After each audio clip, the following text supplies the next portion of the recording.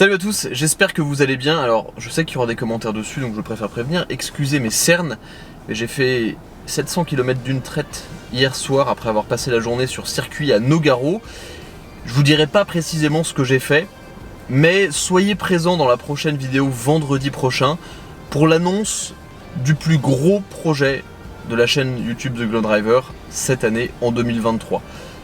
Ça inclut des voitures de course, ça inclut peut-être un retour en compétition. J'en dis pas plus, mais la semaine prochaine, je vous révélerai tout ça et croyez-moi, je pense que ça va vous plaire parce que ouais, c'est un projet assez génial. Donc c'est pour ça que je suis fatigué, mais c'est pas pour ça que je suis dans cette Audi RS3. Cette Audi RS3, ça fait une semaine que je roule avec. Elle m'a servi pour aller justement jusqu'au circuit de Nogaro, faire Paris-Nogaro avec quelques arrêts entre les deux. Et même si à l'origine je pensais pas faire de vidéo dessus, c'est une voiture qui m'a plu sous certains aspects, qui m'a intrigué sous d'autres aspects. En gros, je me suis dit que ça pouvait être intéressant d'en faire une vidéo. Donc là, je suis de retour dans la vallée de Chevreuse, dans le terrain connu, et je vais vous expliquer ce que je pense de cette voiture et pourquoi je pense qu'on arrive à un moment où les voitures font une grosse crise d'identité. En particulier cette voiture. Si ce genre de vidéo très simple vous plaise, mettez un pouce bleu, abonnez-vous pour ne surtout pas louper la vidéo la semaine prochaine. Je fais beaucoup de teasing, mais croyez-moi, ça va vraiment valoir le coup, et c'est parti.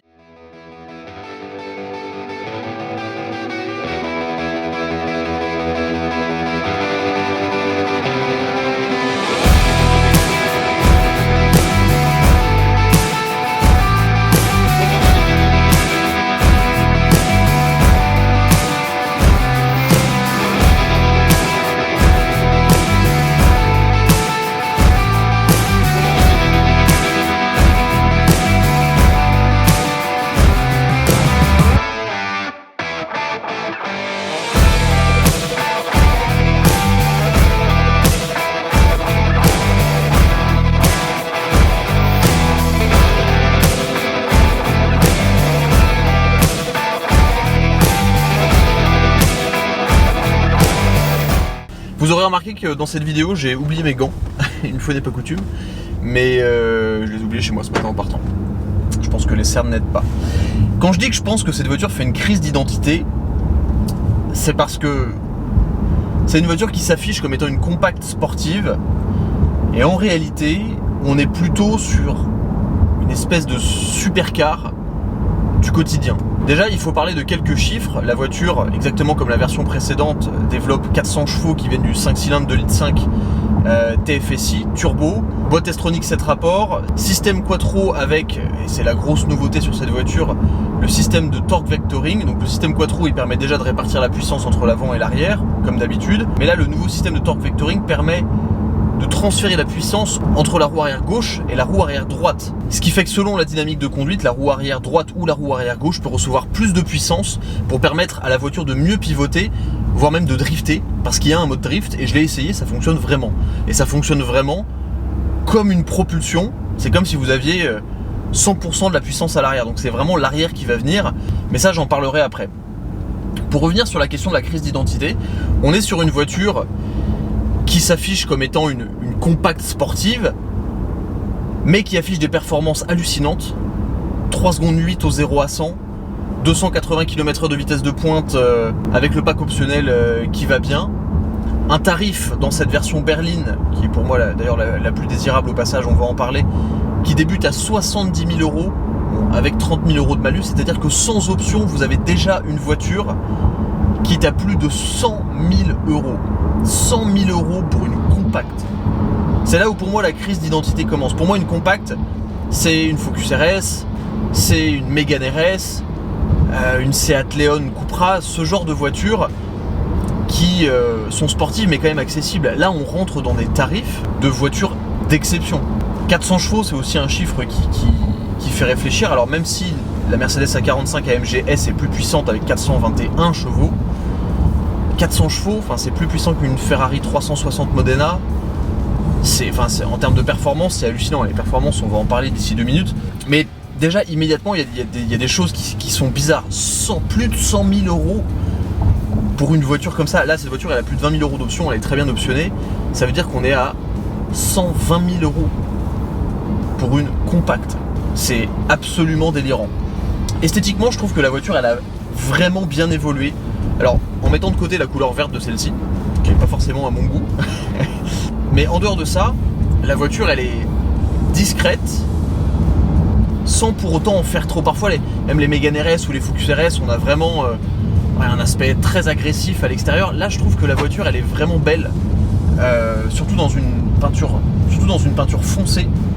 C'est vraiment une voiture élégante, assez discrète, et en réalité, si on vous dit pas que c'est une RS3, la plupart des gens ne sauront pas que c'est une RS3 et que c'est une voiture de sport. Les ailes avant sont super galbées, le train avant est beaucoup plus large que l'arrière, c'est toujours un peu rigolo, mais le 3/4 avant de la voiture est vraiment, vraiment très réussi. À l'intérieur, c'est là où ça commence aussi à me poser problème. Dans une voiture à 100 000 €, où est-ce qu'il est ? J'ai pas envie d'avoir ça là. J'ai pas envie d'avoir du vieux plastique dans les portes. J'ai pas envie d'avoir un intérieur d'Audi A3. Parce que même si c'est très ergonomique, ça fonctionne bien et la voiture j'ai vraiment pu l'utiliser au quotidien depuis 2 semaines. Donc franchement c'est top au quotidien. La qualité visuelle de l'intérieur, la planche de bord là, le sélecteur de vitesse de Golf, la planche de bord très simple. Il y a des éléments qui rappellent qu'on est dans une Audi RS3, comme les sièges qui sont superbes, très confortables, le volant optionnel à mes plats avec badge RS, le carbone sur la console centrale. Et en dehors de ça, j'ai un peu l'impression d'être dans une voiture qui vaut au maximum. Déjà 60, ça me paraît très cher, quoi. C'est complètement déroutant parce que la voiture, on a l'impression qu'elle est dans un segment en termes de prix et même de performance qui n'est pas du tout le bon. Et ça c'est vraiment très bizarre.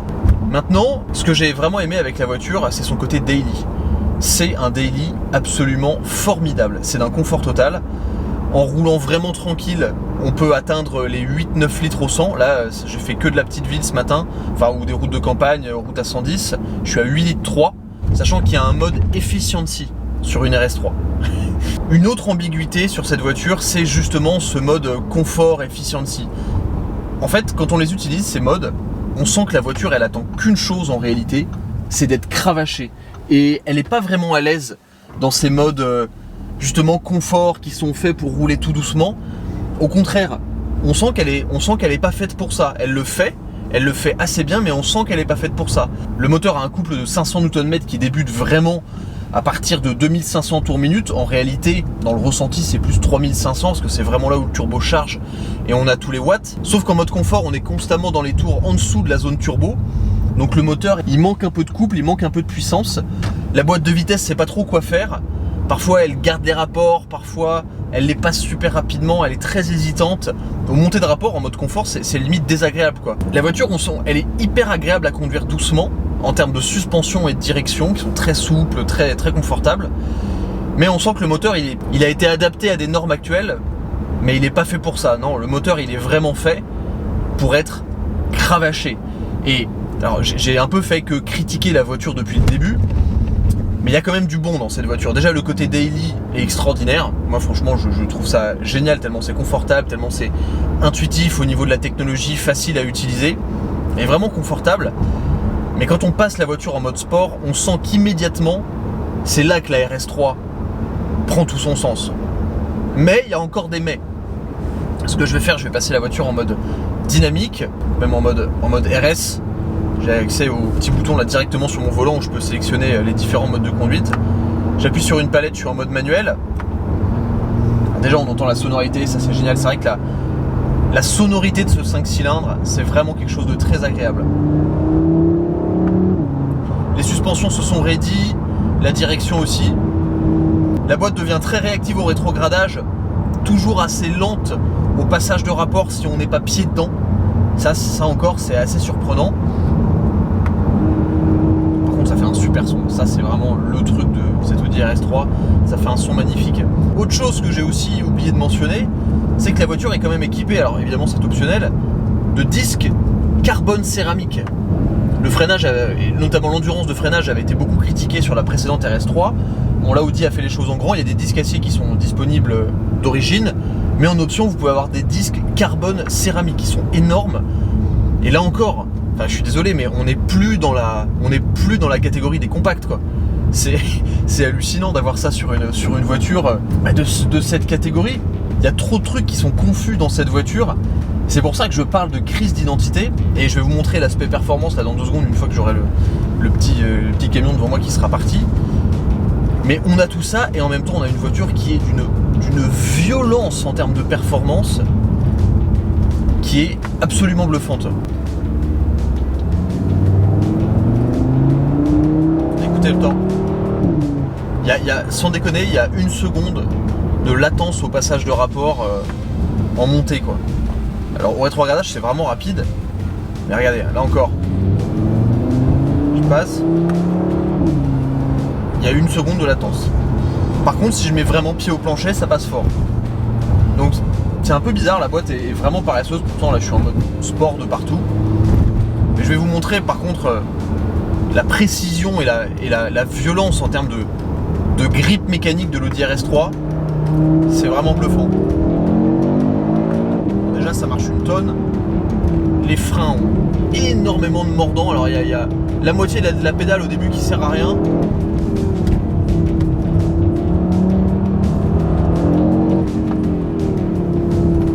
Par contre, une fois que vous êtes dans le grip, ça marche vraiment fort. Et on sent ce système torque vectoring qui aide la voiture à tourner de l'arrière. La voiture elle s'ouvre pas du tout, au contraire elle est très agile et on sent vraiment que sur la sortie de virage c'est pas le train avant qui tire, c'est l'arrière qui pousse et ça se sent. Et pour le coup ça c'est vraiment la vraie bonne surprise de cette Audi RS3. Vous savez je suis pas forcément fan du comportement des Audi, mais là on a une voiture qui est quand même assez incisive et assez plaisante à emmener fort. Le souci c'est que ça marche trop fort. Là je suis vraiment sur une route sinueuse, donc il n'y a pas trop de ligne droite, donc je peux pas accélérer pleine balle, mais vous vous retrouvez à 200 km/h en un rien de temps avec cette voiture. Donc si je fais un résumé, on a une voiture qui est paresseuse en mode confort, qu'on sent un peu bridée. On a une voiture qui est ultra performante pour la route en mode sport et trop performante.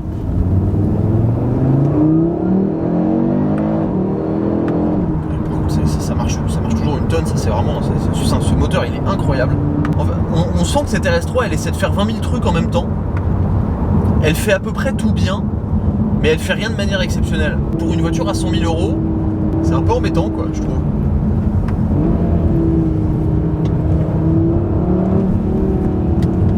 Au moins ça fait un bon son.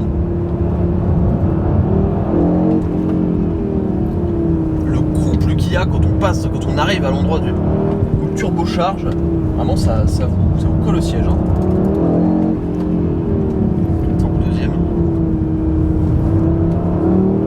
C'est une voiture qui est bluffante d'efficacité.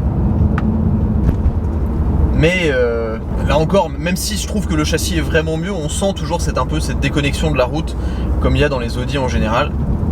Donc je pense que vous pouvez le voir, même si franchement j'ai vraiment passé du bon temps au volant de cette voiture et j'ai vraiment apprécié la rouler pendant 2000 km parce que je trouve qu'esthétiquement ça va bien, c'est facile à conduire, c'est agréable, c'est confortable, la sono fonctionne super bien. En vrai, en utilisation quotidienne, la voiture est vraiment top. L'agrément du moteur permet à certains moments de se faire plaisir, même en roulant tranquillement, on peut ouvrir l'échappement et mettre au moins la boîte en mode sport et avoir la sonorité du 5 cylindres. Mais est-ce que ça vaut 100 000 ou plus de 100 000 €? Mais tellement pas. Tellement pas. Et aujourd'hui, je pense que c'est pour ça qu'on n'en voit pas. Hein. Personne n'en achète. Personne n'en achète parce que c'est hors de prix comme voiture. C'est hors de prix et c'est dommage parce que c'est vraiment un bon produit. C'est vraiment un bon produit et notamment moi là où j'ai vraiment apprécié la rouler pour le coup, c'était dans des conditions pluvieuses. Là, il a plu tout le début de semaine et sous la pluie cette voiture c'est impérial quoi. Enfin il se passe rien et autour d'un rond-point en mode drift, et ben c'est quand même assez drôle parce qu'on peut faire des vrais travers avec une Audi RS3. Ça glisse vraiment et c'est quand même très drôle.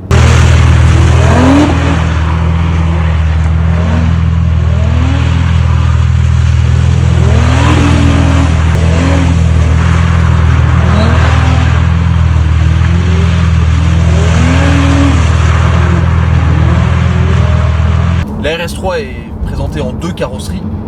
On a évidemment la carrosserie compacte qui est la plus connue et celle que j'aime le moins. Et on a la carrosserie berline comme celle-ci qui dans cette version me fait vraiment penser au RS4 B7 berline de l'époque. Donc vous comprenez ce que j'ai voulu dire au début en disant que cette voiture elle faisait une vraie crise d'identité, parce qu'en fait j'ai un peu du mal à savoir alors à quoi ça sert, ça sera à la volonté de chacun, mais j'ai vraiment du mal à savoir où ça se place quoi. Parce qu'en termes de tarifs c'est pas cohérent, en termes de confort et d'utilisation c'est cohérent, mais bon, pour 100 000 € vous pouvez en acheter des daily confortables. Et avec même un peu de caractère. Donc il y a plein de trucs moi que je comprends pas trop avec cette voiture. Ce qui est certain c'est que j'ai bien aimé la conduire. Alors cette vidéo c'était vraiment une vidéo que je voulais faire en mode discussion. C'était pas forcément un essai pur et dur, et puis de toute façon j'avoue que je suis tellement claqué que j'ai même un peu du mal à avoir les idées claires. Mais voilà, ce qui est sûr c'est que la vidéo de la semaine prochaine sera je pense un peu plus dynamique. Et vraiment je pense que c'est un format qui va vous plaire et un projet qui va vraiment vous exciter. Je vous dis à très vite, merci à Audi France de m'avoir prêté cette voiture. Et à la prochaine pour une vidéo, le plus gros projet de l'année quoi. Je l'annonce sans excitation parce que je suis vraiment claqué, mais non, ça va vraiment être exceptionnel. Allez, ciao.